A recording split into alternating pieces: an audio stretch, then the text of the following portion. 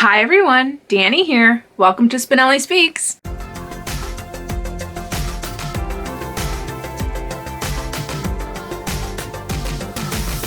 So today is a video that you have probably seen a couple of times across Booktube, and that is my best books of 2022. Now, we all read different books, so you're going to see a plethora of different kinds of novels, graphic novels, books of all kinds, some published this past year, some not. But I highly recommend, if you are looking for some new great books to read, regardless of when they were published, check out these videos because you're going to find a lot of really great books. Now, if you are new here, I hope you stick around and hit that subscribe button and comment below. I'd love to start a conversation. If you've been to my channel before, I love you so much and I truly appreciate you being here, and I look forward to seeing your comments as well. For my 5 top books of 2022. These are books that I read in 2022. I don't believe any of them are new, but I did disqualify a couple of different genres from the rankings, and that is graphic novels, middle grade, romance. And when I say romance, I mean like while I was in the hospital with baby G, I was just downloading random things that would just occupy my time. So I'm not going to consider them as part of my ranking. And I'm also not going to consider nonfiction because I don't think it's very fair to rate nonfiction in a certain way. So I primarily am ranking fiction books. So with that being said, I did have 5 top rated books in 2022 out of the 51 books that I did read. So a small grouping of books, but I did find 5 that were top rated. And my average rating for the year really was only a 3.1, which makes a lot of sense. I'm pretty savage when it comes to rating.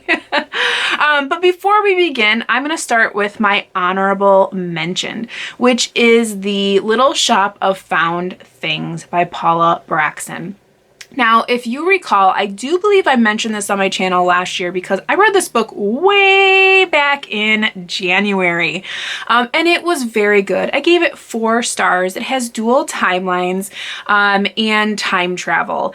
So we have the main character who can kind of read or hear different antiquities. They kind of sing to her, and one in particular actually forces her to travel back in time as there is a ghost lingering that needs her help. So it's very interesting. You have a lot of action and mystery and a little tidbit of romance. I really enjoyed the book and I look forward to continuing as it is a series. So if you're interested in dual timeline, definitely check this one out. I would say it's a little bit historical fiction as well. So lots of different genres, lots of different things for everyone. So very good book.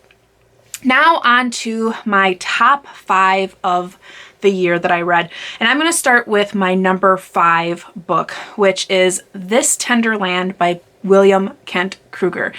As no surprise to anyone, this has been a phenomenal read. It's been across Booktube for quite some time, and I definitely gave it 5 stars.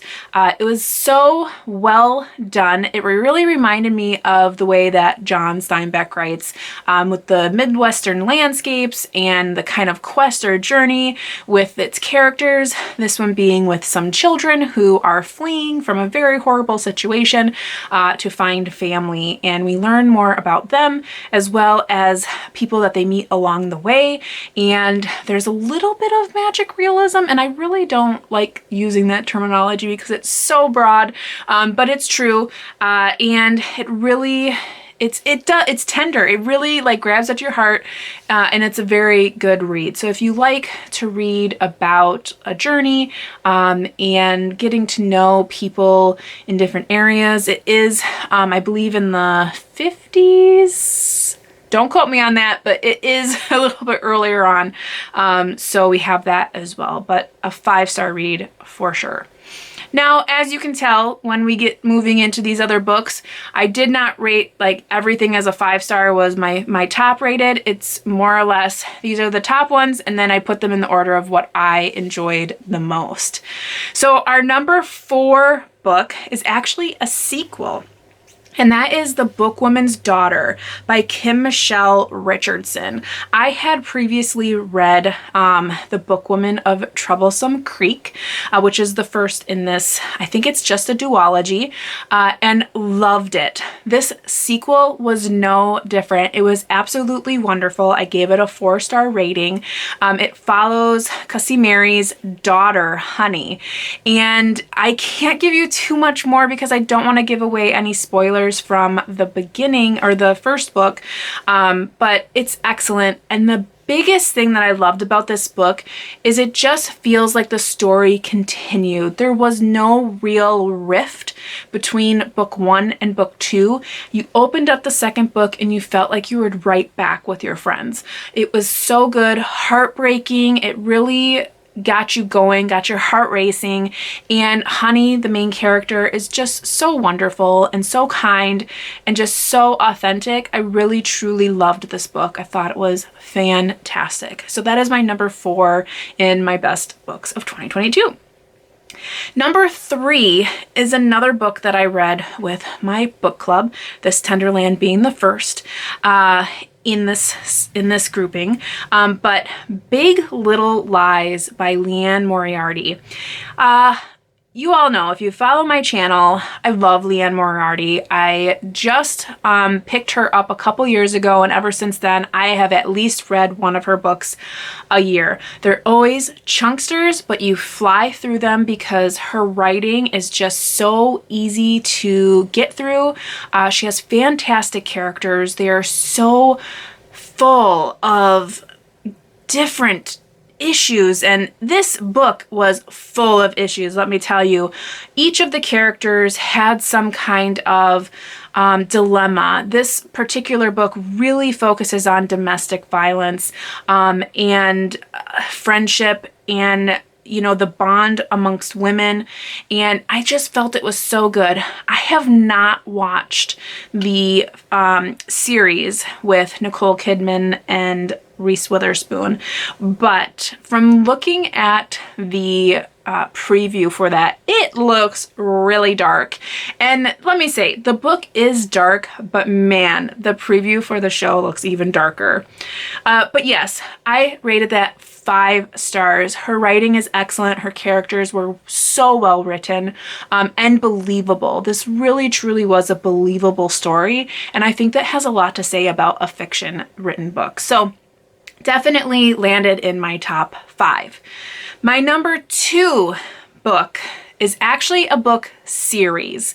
And I've read these in the last 2 years, but I reread all 3 of them with a read-along that I did. And this was the Wolf Hall series by Hilary Mantel. And rest in peace. We know we did recently just lose her as an author.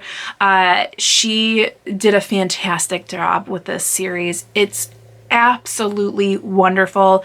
It feels like you're reading straight nonfiction. It's so believable. The dialogue is fantastic. This is about Thomas Cromwell and his work with King Henry VIII. And as we know how that story goes, it doesn't really end well for most of the characters.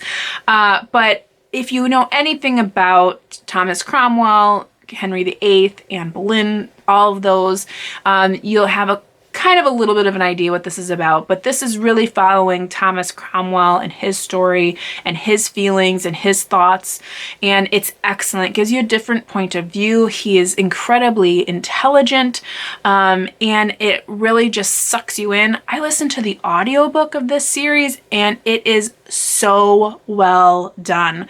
I thoroughly enjoyed the entire trilogy, and I really think if you have some time on your hands and you want to, definitely listen to the audiobook. I rated them between 4 and 5 stars, so in an average, I would say 4-star rating for those books. Now, for the #1 book that I read in 2022 is another trilogy. And I am going to put these all together because altogether, I read all 3 of these books in less than a week. Now, not all together in a week, but each time I read with my buddy, because I did these as a buddy read, we got them done in about 2 days because we could not put these books down. And that is the Good Girl's Guide to Murder trilogy. There are 3 books in that trilogy. The first by the same name, the second is Good Girl, Bad Blood, and then the last one is As Good as Dead. These books, let me tell you, get your heart racing. Now, they are young adult books, but I really didn't feel that way other than the fact that the main character is still in high school. These books are about a young girl, I think she's about 17 going on 18, who is investigating a murder that happened in her town about 5 years ago for a school paper. And through that, she's actually solving the murder as she doesn't believe that the person who was convicted actually did it. So through that, she gets herself into so much trouble, and it continues in 3 books. And I have to put them all together as one because once you have read all 3, the intertwining web of craziness comes together, and you just can't believe how well Holly Jackson, who is the author, ties everything together. One of the best book series I have read in a really long time. And considering how my year went last year, it felt so good to be excited to pick up a book. It was beyond wonderful. So as an average, I did give that trilogy a 5-star rating. So if you like mystery, thriller-ish, because remember, it is YA. If you're okay with YA, I definitely recommend these books.